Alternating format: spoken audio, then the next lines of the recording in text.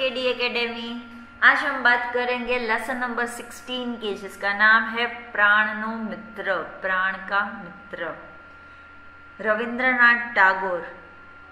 रविंद्रनाथ देवेन्द्रनाथ टागोरનો જન્મ કોલકાતામાં થયો હતો। તેમણે કાવ્ય, વાર્તા, નવલકથા, નાટક, ચરિત્ર લેખો અને નિબંધો દ્વારા બંગાળી સાહિત્યમાં વિપુલ અને સમૃદ્ધ સર્જન કર્યું છે। પોસ્ટમાસ્ટર, કાબુલીવાલા, દીદી, નષ્ટનીડ, શુદ્ધિત પાષાણ એમની ઉત્તમ વાર્તાઓ છે। ઘરે બાહિરે અને ગોરા તેમની વિશ્વવિખ્યાત નવલકથાઓ છે। માનસી, ચિત્રા, ચૈતાલી, બલાકા એમના ઉત્તમ કાવ્ય સંગ્રહો છે। એમનું સર્જન ગુજરાતીમાં તથા અન્ય ભારતીય ભાષાઓમાં અનુવાદ રૂપે સુલભ છે। ગીતાંજલિ કાવ્ય સંગ્રહ માટે તેમને વિશ્વવિખ્યાત નોબેલ પારિતોષિક પ્રાપ્ત થયું હતું।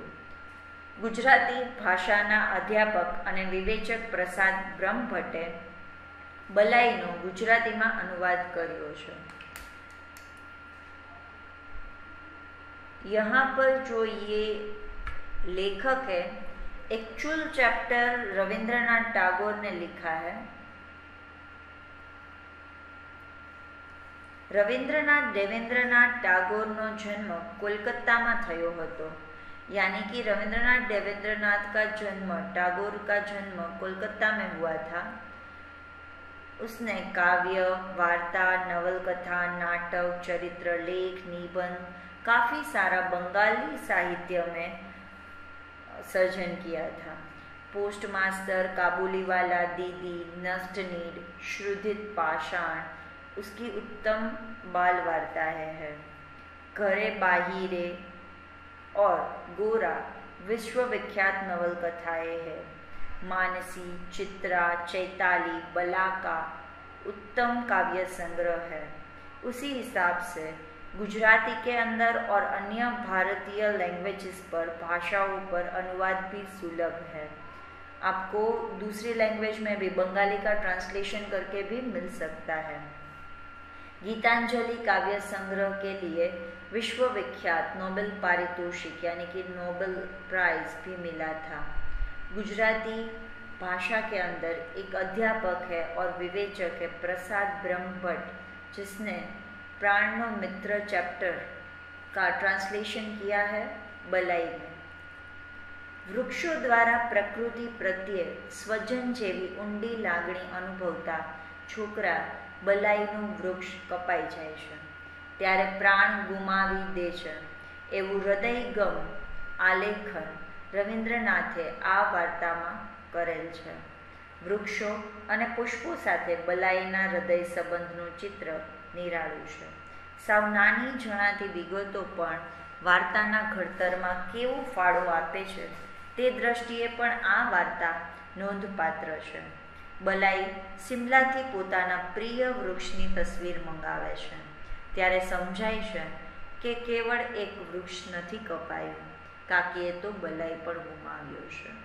काकीना डुस्का साथे पूरी थती वार्तामां संबोधनोनी सूक्ष्मता वेधक रीते प्रगट थई छे। गद्य स्वरूपे जाणे उर्मी काव्य होय तेवी टागोरे आ वार्तानी मावजत करी छे। यहाँ पर दिखाया है कि हमें पेड़ पौधों से कितनी लगन होती है। यहाँ एक वृक्ष के प्रति, जो प्रकृति प्रत्ये जो स्वजन जैसी हमें सहानुभूति मिलती है, ऐसा ही एक यहाँ पर बलाई करके एक लड़का है जिसका वृक्ष यानी कि पेड़ कट जाता है और वो कुछ ऐसे ही अपने जैसे प्राण उसने त्यजे हो ऐसा यहाँ पर लगता है।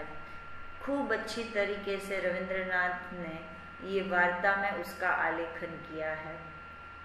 पेड़ पुष्प के साथ बलाई का काफ़ी गहरा संबंध था, ऐसा यह स्टोरी से हमें पता चलता है, यह कहानी से हमें पता चलता है।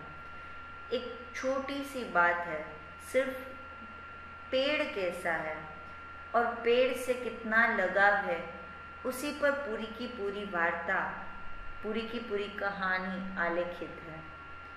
यहाँ पर हम देखें तो काफ़ी गहराई से उसका वर्णन किया है। बलाई ने जब शिमला से उसके प्रिय वृक्ष, प्रिय पेड़ की तस्वीर मंगाई थी, तब पता चला कि पेड़ ही नहीं काटा, लेकिन काकी ने तो बलाई को भी घुमा दिया है। लास्ट में यह पूरी की पूरी कहानी, जो काकी होती है, वह अपना रोना, अपने आंसुओं के साथ वह पूर्ण तरीके से, एकदम सूक्ष्मता से यह पूरी की पूरी कहानी पूरी होती है। यह एक गद्य खंड है। उसके स्वरूप में उर्वी काव्य की तरह टैगोर ने काफ़ी अच्छी तरीके से यहाँ प्रस्तुत किया है।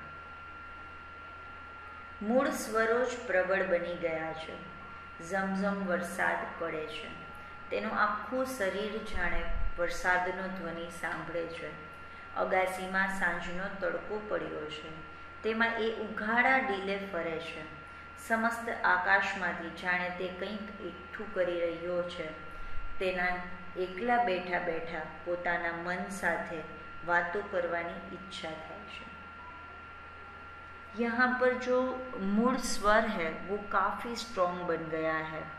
बरसात ऐसे झरमर झरमर पड़ रहा है, पूरा का पूरा शरीर जैसे बारिश की ध्वनि के अंदर बारिश झरमर पड़ रही है, और तब भी बारिश की जो ध्वनि होती है, उसका जो आवाज़ होता है, वही सुन सुन के पूरा का पूरा शरीर जैसे अच्छी तरीके से लीन है।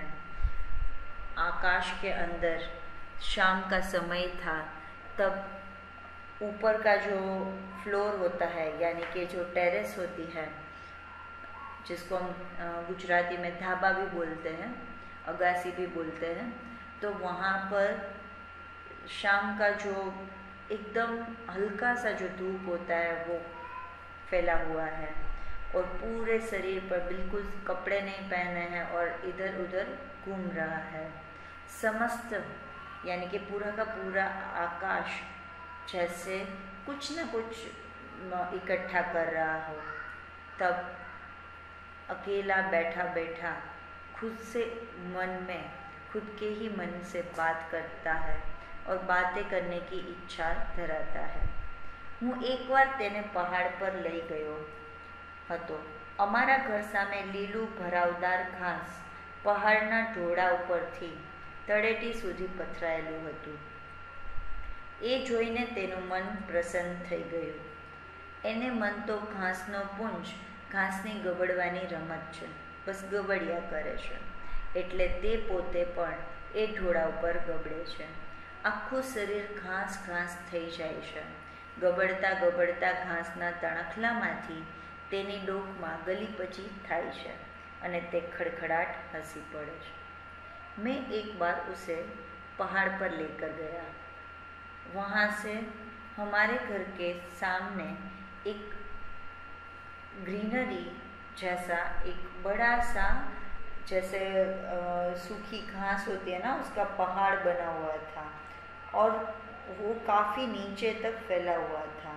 वो देखकर ही आपका मन प्रसन्न हो जाता। और उसके लिए तो ये जो घास का पुंज है, घास का जो जूड़ा बनाकर रखते हैं ना इकट्ठा कर कर, वो तो सिर्फ उसके लिए एक खेलने की रमत होती थी, खेलने के लिए एक चीज़ होती थी, बस उसके अंदर वो लोट पोट होता ही रहता। थोड़ी देर वो जो स्लोपरी रीजन होता है ना, वहाँ पर वो गबड़ता, पूरा शरीर उसका घास घास हो जाता, और फिर धीरे धीरे उसमें से थोड़े बहुत जो उसका जो छोटा सा पार्ट होता है ना घास का, यानी कि ग्रास जो डिवाइड होता है पार्ट्स में, तो उसको तणखला बोलते हैं।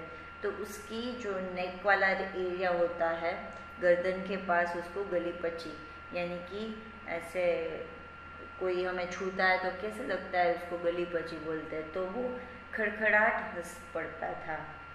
કોઈ છોડનું ફૂલ તોડતું તો તેને ખૂબ લાગી આવતું, બીજા કોઈની પાસે તેની આ લાગણીનો કશો અર્થ નથી। એ તે સમજતો હતો. એટલા માટે તે વ્યથા છુપાવવાનો પ્રયાસ કરતો. તેની ઉંમરના છોકરા ઝાડ પર પથરા ફેંકીને કાતરા પાડતા. તે કશું બોલી શકતો નહીં. ત્યાંથી મોં ફેરવી ચાલ્યો જતો.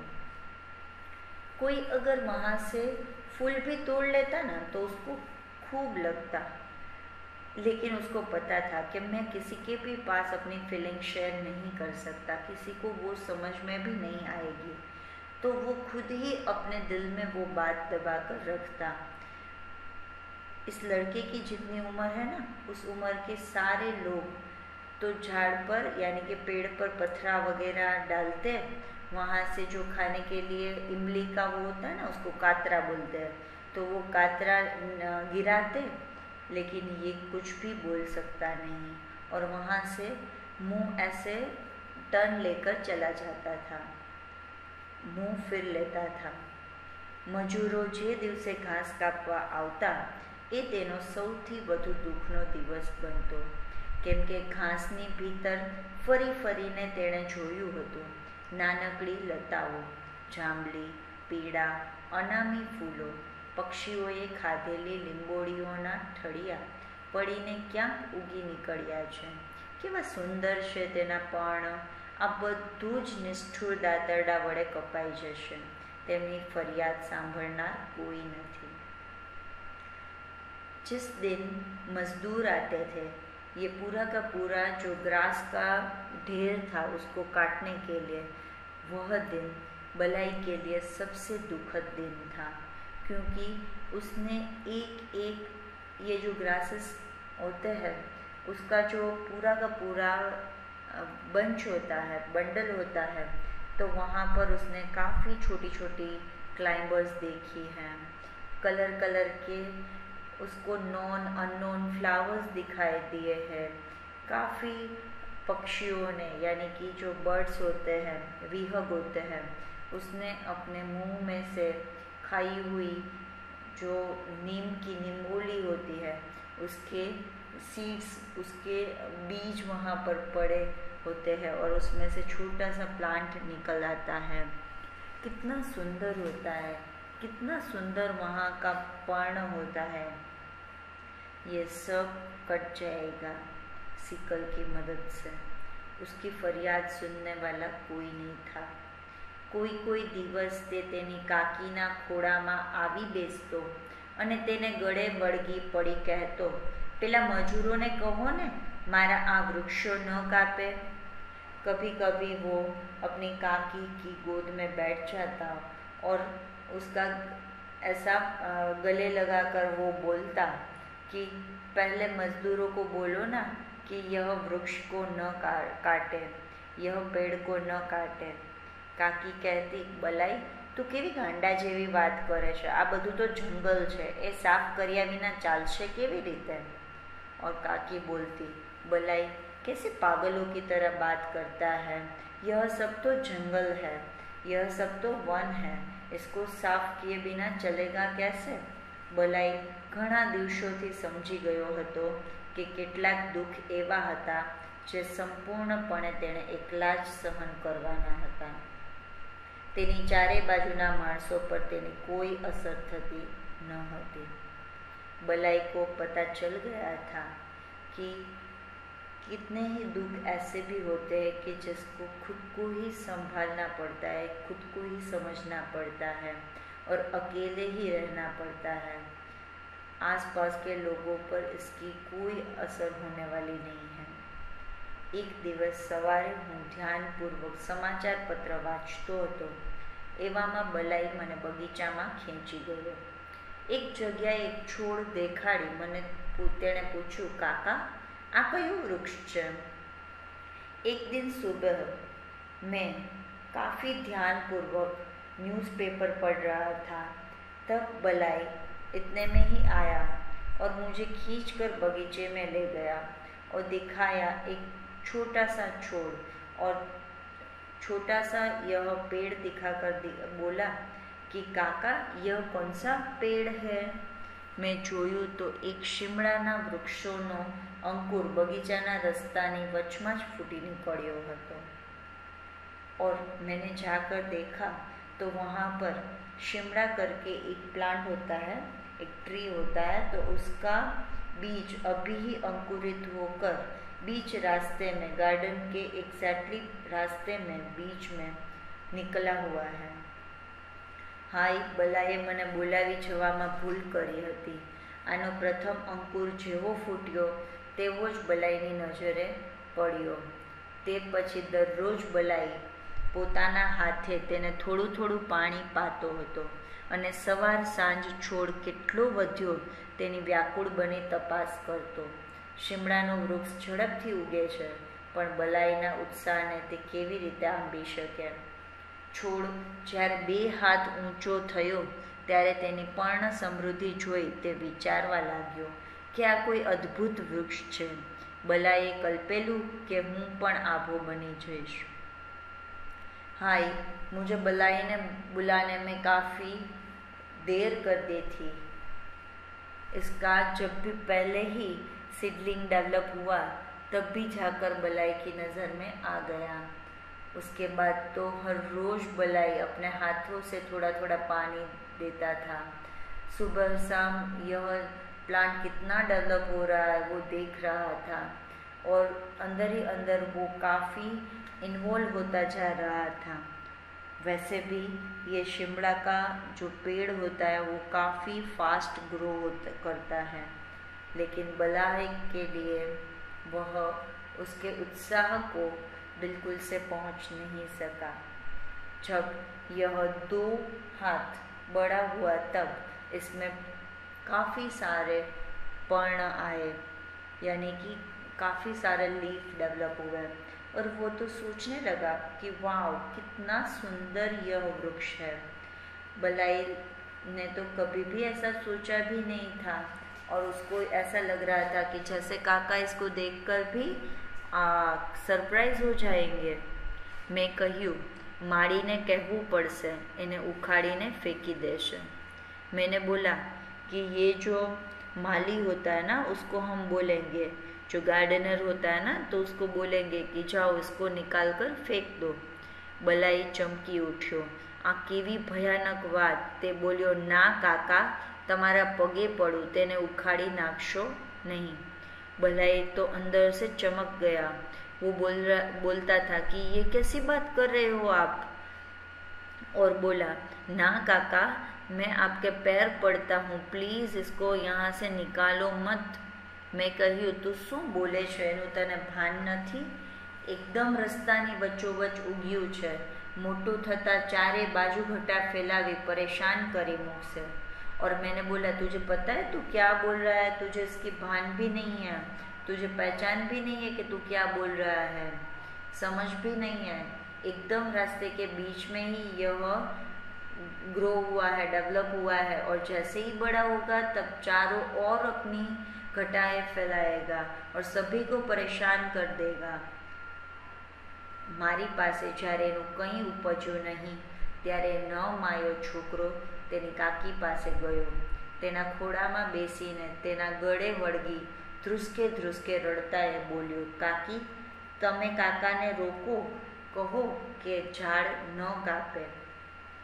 जब मेरे पास उसका कुछ भी चला नहीं तब वह बिन माँ का यानी कि नमायो, माता बिना का जो लड़का होता है या तो लड़की होती है तो उसको नमायो बोलते हैं. बिन माँ का लड़का अपनी काकी के पास गया, उसकी गोद में बैठा और उसको हग करके बोला, उसको गले लगा कर बोला, खूब रड़ रड़ के बोला, काकी, काका को रोको ना, कहो ना कि यह पेड़ न काटे. तेणे योग्य उपाय कर्यो. तेनी काकीए मने बोलावी કહ્યું, अरे सांभळो छो के एनु झाड़ रहवा देजो. और काकी ने एक अच्छा सा उपाय ढूंढ डाला और बोला. काकी ने काका को बुलाकर कहा, अरे सुन रहे हो आप, यह पेड़ मत काटो, उसको रहने दो. रहवा दीधું. હકીકતમાં બલાએ મને બતાવ્યું ન હોત તો સંભવતઃ મને તેનો ખ્યાલ ન આવત, પરંતુ હવે તે રોજ મારી આંખમાં આવતું. વરસ દહાડામાં તો ઝાડ નિર્લજની જેમ ખૂબ વધી ગયું. બલાઈને બધા વૃક્ષો કરતાં આ વૃક્ષ પર જ સૌથી વધુ લાગણી હતી. रहने दिया, लेकिन हकीकत में जो असलियत में बलाई ने मुझे यह न बताया होता तो बात ठीक थी, लेकिन अब तो बता दिया है. अब यह हर रोज़ मुझे एक आँख के अंदर जैसे कुछ गिर जाता है और कैसे चुभता है, उसी तरह वो चुभने लगा. 1 साल में तो यह काफ़ी बड़ा हो गया और जैसे बलाई ने सभी वृक्ष से सबसे ज़्यादा जो लगाव था वह यही शिमला के वृक्ष पर ही था. दररोज મને ઝાડ મૂંઢ જેવું લાગતું. ખોટી જગ્યાએ આવીને ઊભું હતું. એકદમ લાંબુ પહોળું થઈ ગયું હતું. જે જોતું એ વિચારતું, આ અહીં શા માટે? ફરી 2-4 વાર તેને મૃત્યુદંડ દેવાની દરખાસ્ત કરી. બલાઈને મેં લાલચ આપી કે એના બદલામાં હું તને ગુલાબના કેટલાક खूब सुंदर छोड़ लावी आपिश.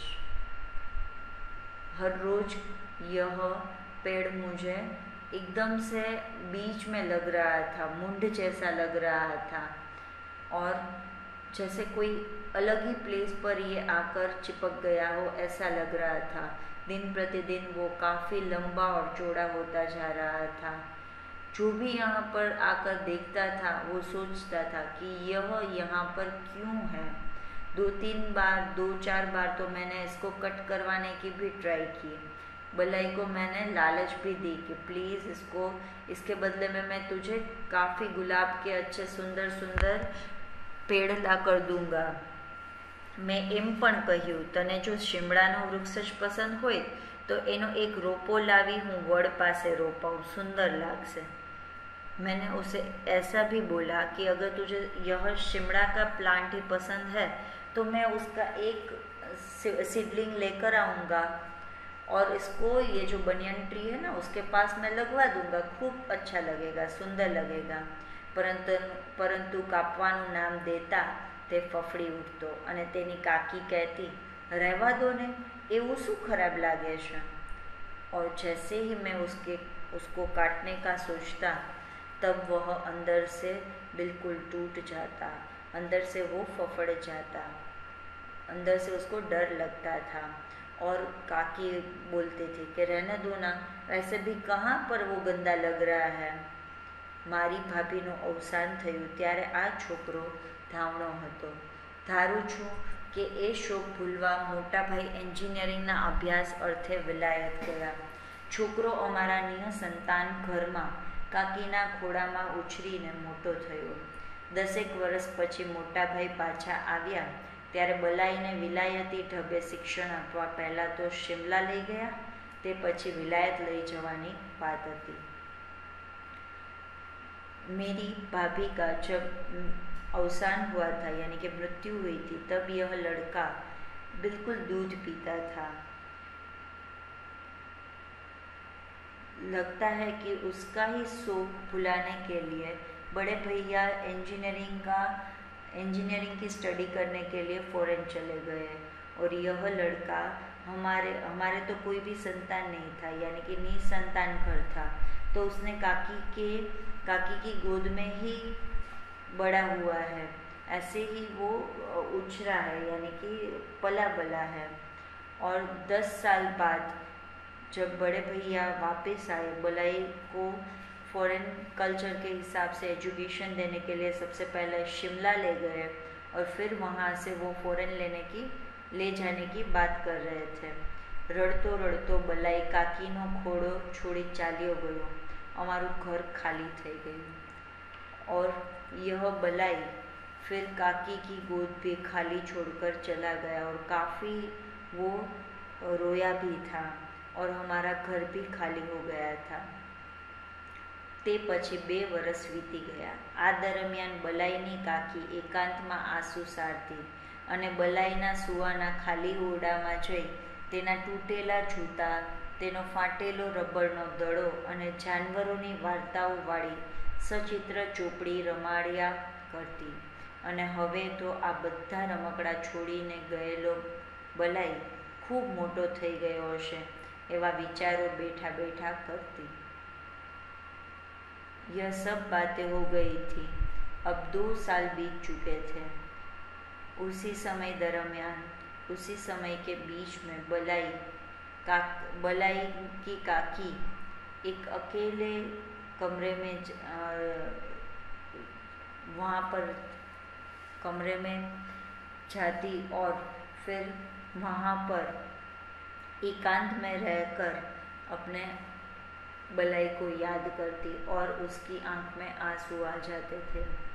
और जो बलाई की सोने की जो व्यवस्था थी, एक रूम था, उसके अंदर उसके जूते, टूटे हुए जूते, टूटा हुआ रबर का बॉल और जो एनिमल्स होते हैं उसके पिक्चर वाली जो काफ़ी सारी पुस्तकें वहाँ पर थी, उसको ही ऐसे ही उसके साथ खेलती रहती थी। और अब तो यह सारे खेलने के जो खिलौने हैं वो ऐसे ही बलाई छोड़कर चला गया है। अब तो बलाई काफ़ी बड़ा हो गया होगा, ऐसा बैठे बैठे सोचती रहती थी। एक દિવસે મેં જોયું તો પેલું સીમડાનું ઝાડ ખૂબ મોટું થઈ ગયું હતું, એટલું મોટું કે તેને હવે આશ્રય આપી શકાય નહીં। एक દિવસ મેં તે કપાવી નાખ્યું। एक दिन मैंने देखा तो यह शिमड़े का प्लांट काफ़ी बड़ा हो चुका था, इतना बड़ा कि अभी इसको बिल्कुल से पनाह देनी नहीं चाहिए। एक दिन मैंने यह पेड़ कटवा दिया। एवामां शिमलाथी बलाए तेना काकीने एक पत्र लख्यो, काकी मारा पेला सीमड़ाना वृक्षनो एक फोटोग्राफ मने मोकली आपजो। उसी समय के दौरान शिमला से बलाई ने काकी को एक लेटर लिखा, पत्र लिखा। उसमें लिखा कि काकी मेरा जो वो शिमले का प्लांट है ना, शिमड़ानो प्लांट, उसका फोटोग्राफ तो भेजना। विलायत जता पूर्वे बलाई एक बार मने मळवा आवशे एवी वात थई हती, पण हवे ते आववानो न हतो। तेथी बलाई पोताना मित्रनो फोटो साथे लई जवा इच्छतो हतो। पहले ऐसी बात हुई थी कि जब वो फॉरेन जाएगा उससे पहले एक बार आकर काकी से मिलेगा, लेकिन अब वो आने वाला नहीं था। वो सिर्फ अपना प्रिय मित्र जो शिमड़ा का जो पेड़ था उसकी फ़ोटो साथ में लेकर जाना चाहता था। तेनी काकीए मने बोलावी कह्યું, ए कहीं सांभळो छो, कोई फोटोग्राफर ने बोलावी लावो। तेनी काकी, उसकी काकी ने बोला काका को कि सुनते हो, आप किसी फोटोग्राफर को बुलाकर लाओ ना। मैं पूछूं शा माटे? मैंने बोला क्यों, क्या काम है?